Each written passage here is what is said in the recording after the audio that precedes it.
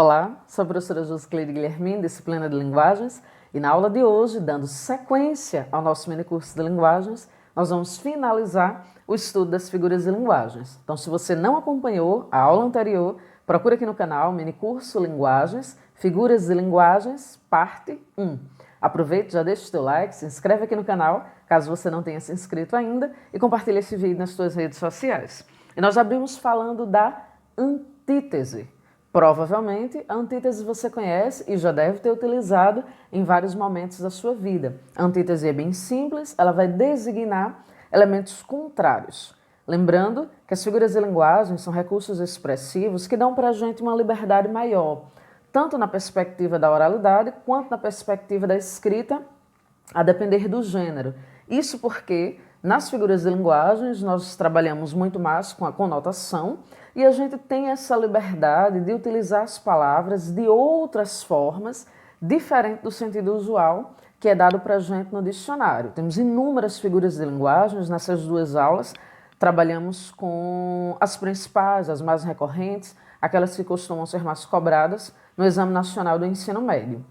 A antítese designa para a gente o jogo dos contrários: céu, inferno, vida, morte, claro, escuro.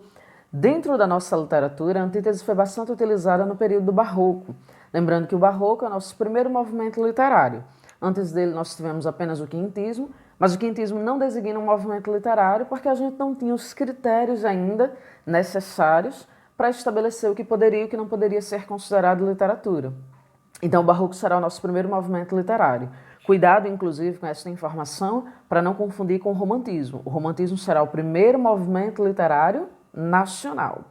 Dentro do Barroco, a gente vai encontrar esse jogo dos contrários em vários momentos, o que é uma consequência do que a sociedade estava vivenciando. A Igreja Católica está perdendo poder, o homem começa a pensar para além dos dogmas do catolicismo, mas ele ainda teme o inferno. Então ele vai viver nesta contradição. Sempre que aparecer informações contrárias, tem grande possibilidade de ser antítese.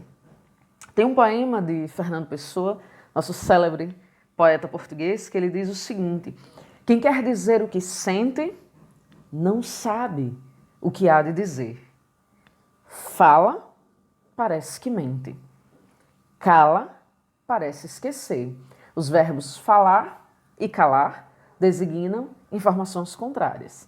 Este é um exemplo de antítese. A segunda figura de linguagens da nossa aula de hoje é o paradoxo. O paradoxo e a antítese, eles tendem a ser confundidos pelos alunos porque ambos designam informações contrárias, mas o paradoxo se diferencia pelo estranhamento que ele causa. Ele tende à ilogicidade, uma vez que muitas vezes a primeira informação contraria a segunda ou vice-versa. Do ponto de vista racional, a gente tem uma dificuldade maior em compreender o que o enunciado paradoxal ele deseja transmitir, justamente por conta dessa ilogicidade, desse estranhamento. Por exemplo, Drummond tem um poema em que ele diz, em um dos versos, estou cego e vejo. Este verso causa um estranhamento para a gente, porque uma vez que eu estou cego, racionalmente, eu não poderia ver. É esse estranhamento que o paradoxo vai causar, diferente da antítese. Tem uma canção, na verdade, se eu não estiver enganada, a letra é de Renato Russo, mas ela é interpretada por Caetano Veloso. Ele diz o seguinte: se você quiser me prender, vai ter que me soltar. Veja que, fora da licença poética, pensar este enunciado causa alguma confusão. Como é que para lhe prender eu vou ter que lhe soltar? Sempre façam esta relação quando tiverem dificuldade em perceber se o enunciado é antitético ou paradoxal. Tem um poema também de Vinícius de Moraes, inclusive aqui no canal, é o poema O Operário em Construção. Aqui no canal eu leio, declamo este poema por completo, porque na minha concepção é um dos poemas mais belos que a literatura brasileira já foi capaz de produzir. Ele está presente no livro Nova Antologia Poética, do Vinícius de Moraes. A primeira estrofe do poema diz o seguinte: era ele que erguia casas, onde antes só havia chão. Como um pássaro sem asas, ele subia com as casas que lhe brotavam da mão. Mas tudo desconhecia de sua grande missão. Não sabia, por exemplo, que a casa de um homem é um templo sem religião. Como tampouco sabia, e agora entra o paradoxo, finalzinho da primeira estrofe, como tampouco sabia que a casa que ele fazia, sendo a sua liberdade, era a sua escravidão. Como é que algo designa a liberdade e, ao mesmo tempo, a escravidão? Mais um exemplo de um verso paradoxal. A terceira figura de linguagens da nossa aula de hoje é o pleonasmo. O pleonasmo representa uma repetição desnecessária. Os pleonasmos viciosos devem ser evitados, porque, diferente das outras possibilidades que têm o objetivo de dar ênfase a um determinado enunciado, os pleonasmos viciosos eles vão na contramão. Eles causam um empobrecimento, tanto para a escrita quanto para a oralidade. É o caso de subir para cima, descer para baixo, entrar para dentro, sair para fora. Isso porque, uma vez que você está subindo, só pode ser para cima, uma vez que você está descendo, só pode ser para baixo, saindo, só pode ser para fora, entrando, só pode ser para dentro, hemorragia só pode ser de sangue. Esses exemplos devem ser evitados, mas nós temos inúmeras outras possibilidades de pleonasmos nas canções, nos poemas, na literatura, de uma forma geral, para enfatizar o que se está tentando dizer. E eu particularmente gosto muito do poema de Vinícius de Moraes.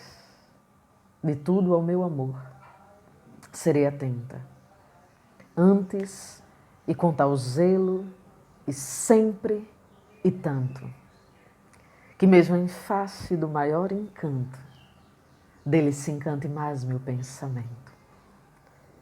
Quero vivê-lo em cada vão momento, e em seu louvor hei de espalhar meu canto, e rir meu riso e derramar meu pranto, ao seu pesar o seu contentamento. E assim quando mais tarde me procure, quem sabe a morte, angústia de quem vive, quem sabe a solidão, fim de quem ama, eu possa dizer do amor que tive, que não seja imortal, posto que é chama, mas que seja infinito enquanto dure. Em um dos versos, Vinícius diz: e rir meu riso. Veja, se você está rindo, só pode ser o seu riso. Mas nesse caso, esse pleonasmo tem uma ideia diferenciada. É a ênfase que o poeta traz para dentro do enunciado. E finalizamos o nosso encontro de hoje falando sobre a assonância e a aliteração. São bem semelhantes porque nas duas eu vou ter a repetição dos sons. O que vai diferenciá-las é o tipo de som que será repetido. No caso da assonância, nós temos a repetição do som vocálico. No caso da aliteração, nós temos a repetição dos sons consonantais. E nestas horas a gente lamenta não saber cantar, porque esta canção é maravilhosa. É a canção Atrás da Porta. Juro que não acreditei, eu te estranhei. Me debrucei sobre teu corpo e duvidei. E me arrastei, e te arranhei, e me agarrei nos teus cabelos. Percebam que várias palavras finalizam com o mesmo som. Eu tenho acreditei, estranhei, debrucei, duvidei, arrastei, arranhei, agarrei.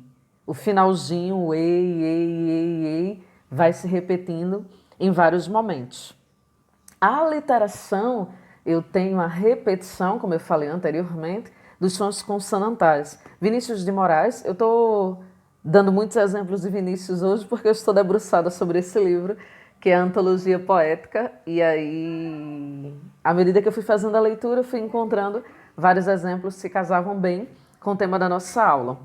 Vinícius, que inclusive escreve também vários poemas e canções para o público infantil, e tem o Pato Pateta, que marcou várias gerações aí Particularmente, eu tenho uma memória afetiva muito legal com esse texto de Vinícius, porque meu irmão, Juninho, decorava, ele tinha esse texto decorado e ele recitava esse texto em vários momentos. Juninho não está mais entre nós, já fez sua passagem há alguns anos e ficam aí as boas memórias para a gente se recordar. Então, o pato pateta pintou o caneco, surrou a galinha, bateu no marreco. O primeiro verso a gente já tem o pato pateta pintou, PPP.